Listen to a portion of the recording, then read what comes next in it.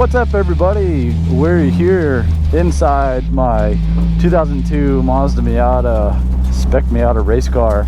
Gonna try something new here with a, I don't even know what you'd call this, a race vlog, maybe? I mean, with the motorcycles, I do moto vlogs. I talk video while I'm riding, kind of do a vlog while riding, so I guess right here would be a race vlog. So I'm gonna talk through, if I can. I mean, it's really hard to concentrate on anything but racing when you're out there. So I'm gonna see what this entails. This is a qualifying race here at Daytona International Speedway.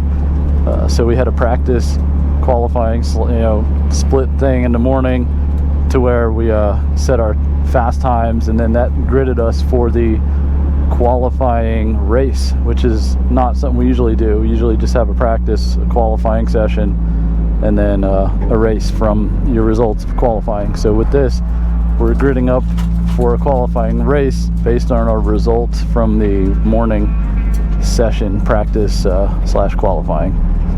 So we're pulling up into the grid here, and I believe I qualified 10th out of, I don't know how many cars. There's always a huge field here at Daytona.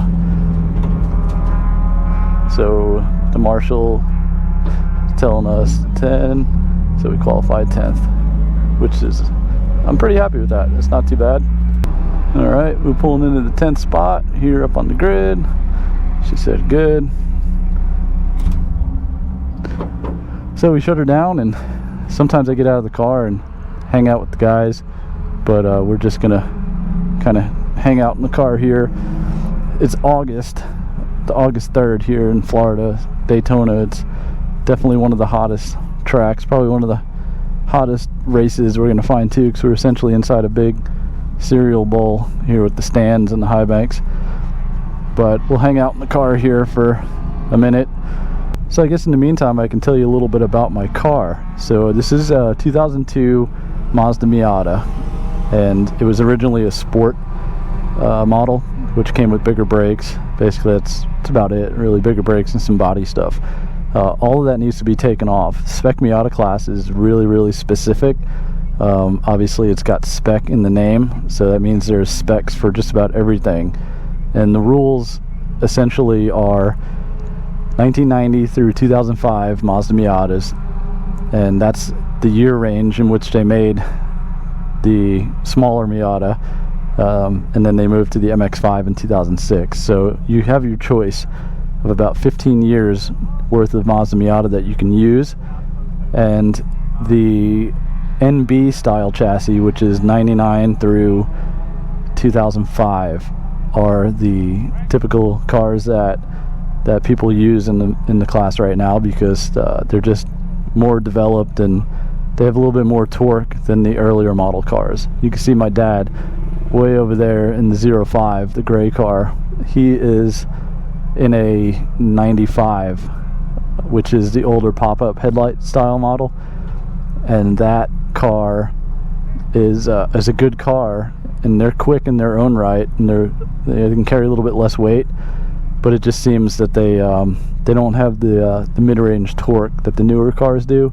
So you have a little bit of trouble keeping up unless you're just essentially flat out 110% racer that can consistently go 110% out there. Because with the earlier cars, it seems if you have a little bit of a moment or a slide where basically you have to lift, it's hard to recover that speed. Whereas with the newer cars, they have a little bit more torque, and it seems more possible to recover that speed. So essentially everybody's in the 99, 2000, 2001, 2002, sometimes 3s, 4s, and 5s, and there's really not much difference between the 2001 and 2005s. The 99 and 2000s have a bit of a different intake style on them, and the 2001 to 2005s have variable valve timing. So those are the biggest differences.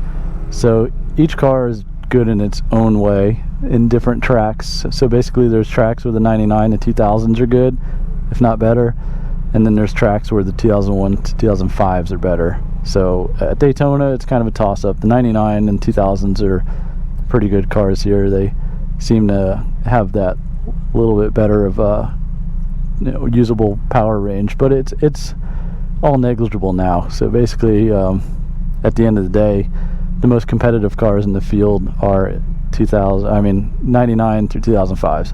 So back to my car. I'm in a 2002, and my father and I built this car entirely from scratch. We designed the cage.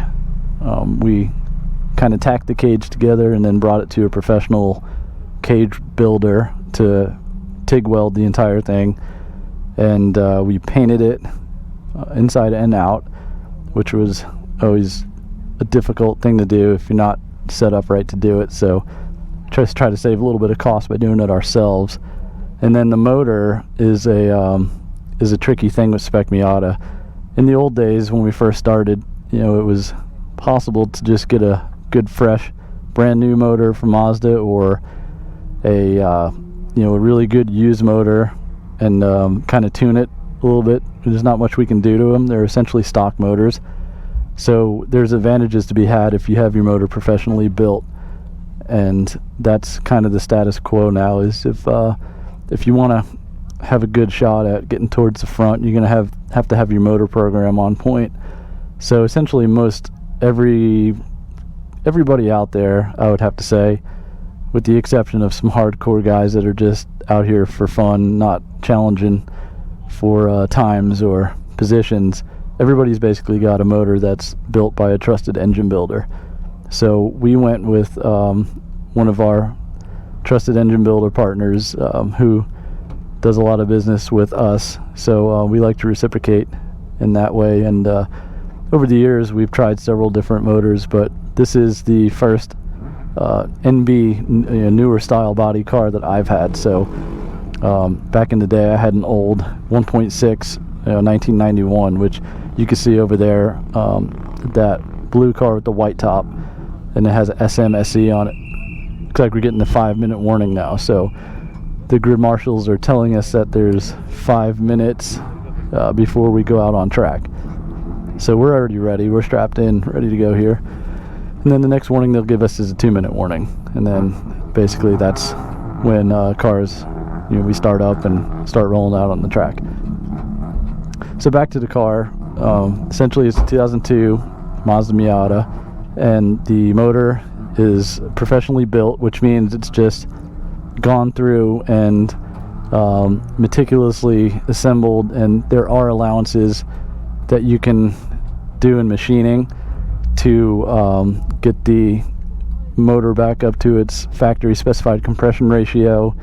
You can do valve jobs and stuff, so there's some fancy work that can be done there, and basically it's one of the must-haves if you want to be up front, or if you want to have a car capable of being up front and then leave it up to yourself to get you there driver wise. So we have a professionally built motor, Rossini racing engines, and we're pretty happy with this motor so far. This is still a new to me car, so we're still getting our bearings in it. I was pretty quick back in the day. I've been racing for over 11 years, 12 years now, since 2006, so maybe even 13 years at this point.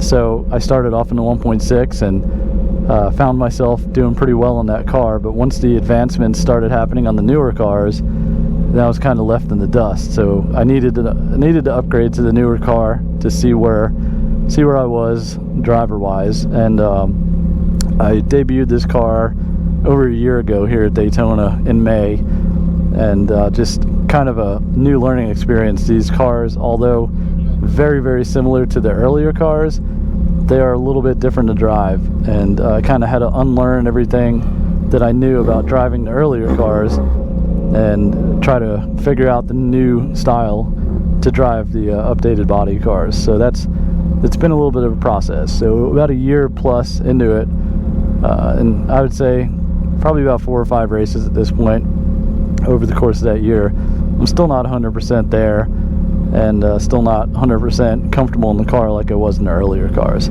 But this is a good track to get comfortable with. It's pretty benign. It's wide. It's got a lot of grip. It's got the bankings, you know, there's enough room. The turns aren't extremely sharp or bumpy like Sebring, so you have a little bit more opportunity here at Daytona to get used to a car, try to figure it out. But drafting is always the key here. So if you don't have a drafting partner at Daytona, you're basically you're just gonna get left in the dust if you have to run by yourself. So that's the first and foremost thing that you try to figure out here is who you're best matched up with speed-wise, and then you know, get hooked up with them, and you do a bump drafting program basically, where you push each other around the high banks and try to increase both your speeds. The push car will increase its speed by not having to push the wind out of the way, and then the car being pushed is getting the benefit of that speed from the car not having to push the wind, so it's overcoming the aerodynamic barriers. Alright, getting our 2-minute warning.